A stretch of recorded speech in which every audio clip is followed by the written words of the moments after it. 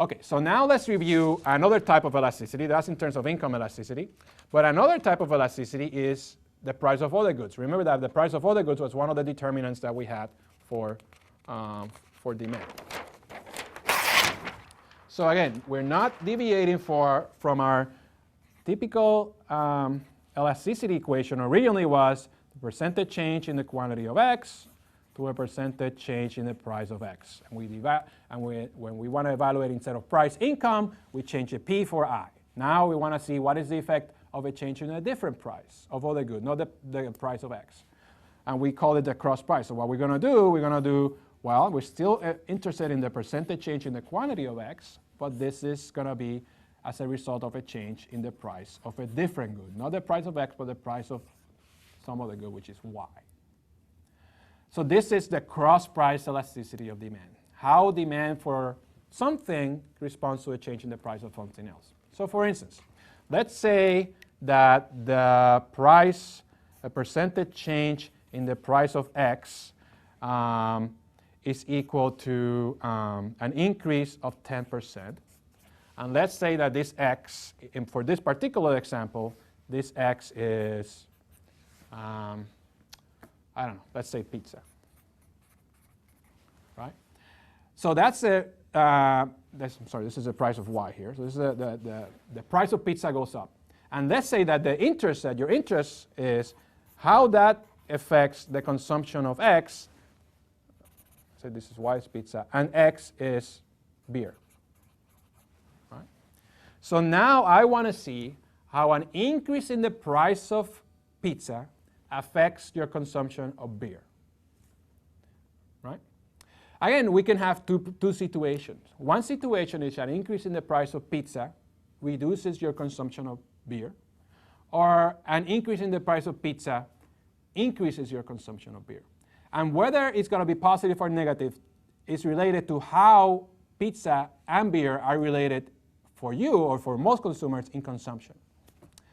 So I usually use this one because it's not a clear one, right? For me, pizza and beer are complements, meaning that if the only time, assuming this is in the extreme, but let's say that the only time I actually drink a beer is if I can actually drink it with pizza. And if I cannot have pizza, I don't drink beer, right? So if that's the case, then if the price of pizza goes up, it will be more difficult for me to buy the two things together, which is the way I want to consume them, pizza and beer. And therefore, I might decide, well, I might instead eat a burger, which I like to eat it with a soda instead of a pizza. So when the price of pizza goes up, my consumption of beer goes down. And when the price of pizza goes down, now I can buy even more pizzas, and I need beer to drink that, so my consumption of beer goes up. So if the increase in the price of Y leads to an increase, a decrease in the price change in Y, then what you have, the result of this, will be a negative sign of this cross-price elasticity, right? So this will be a negative sign. And the relationship of those two goods are complements. So for any good that you consume together, when the price of one go up, since you're seeing both goods as one good for you, when the price of one good go up, your consumption of that good goes down. And when the price of that composite good goes down, the consumption go up. Examples of complements, there's many examples. I use pizza and beer. Perhaps you don't actually think pizza and beer are complements. I think they are. But other ones, cream cheese and bagels, right? Gasoline and cars. What else? Hot dog buns and buns. Peanut butter and jelly, right? So all those things, you like to consume them together, right? Sugar and coffee, right? All those things, if while the price of one thing goes up, you probably consume less of the other one because you like them to consume together.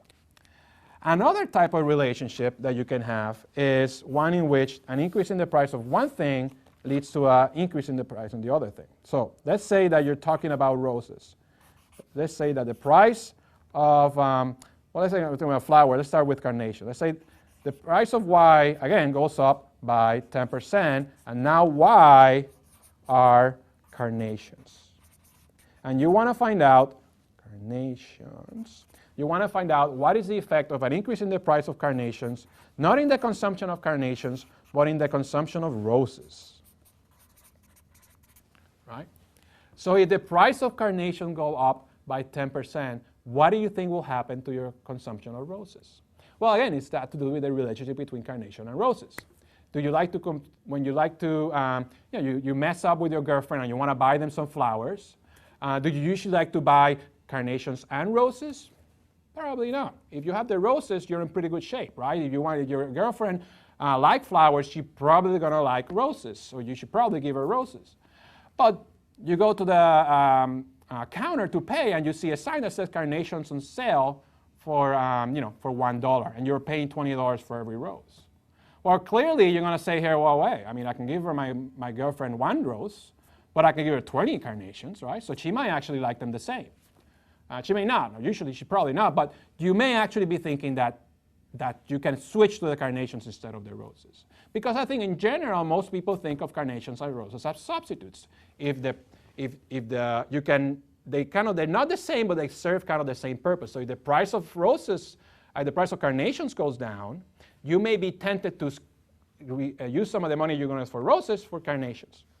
So in that case, the price elasticity, this price elasticity, which is a percentage change in the quantity of X roses over the percentage change in the price of Y carnations, is probably going to be positive. An increase in the price of, a decrease in the price of carnations reduces your consumption of roses, and an increase in the price of carnations increases your consumption of roses.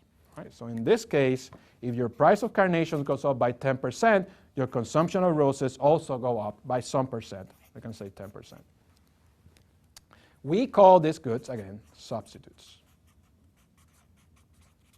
And there's plenty of examples of that classic substitutes: butter and margarine, coffee and tea, alcohol and marijuana, right? And all the things that you can use one thing instead of the other.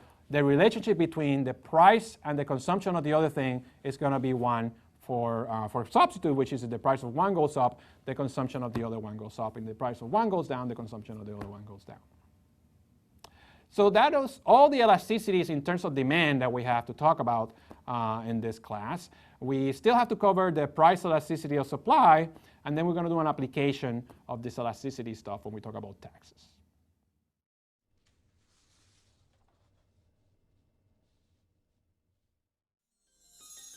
Produced by OCE Atlas Digital Media at the University of Illinois, Urbana-Champaign.